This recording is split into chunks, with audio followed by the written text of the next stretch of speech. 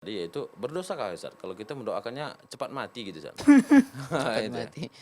Iya, kita yang mati atau dia duluan yang mati lah gitu kan. Begitu Kalau ya. bisa dia duluan kan gitu kan. Iya harapannya.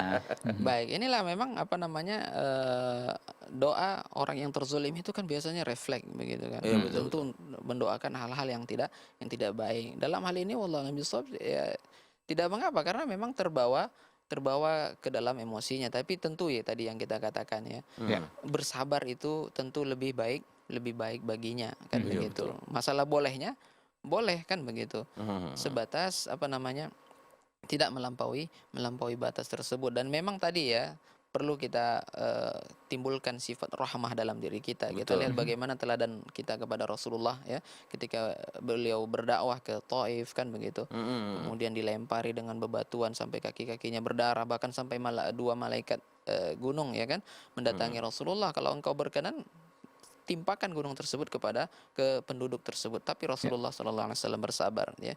Artinya apa? Hendaklah dalam diri kita ya tertanam selalu bahwa sungguhnya insya Allah hati mereka itu akan berubah ya, karena hati seorang hamba itu berada di tangan Allah. Maka mintalah kepada Allah agar hatinya dibukakan oleh Allah Subhanahu wa taala.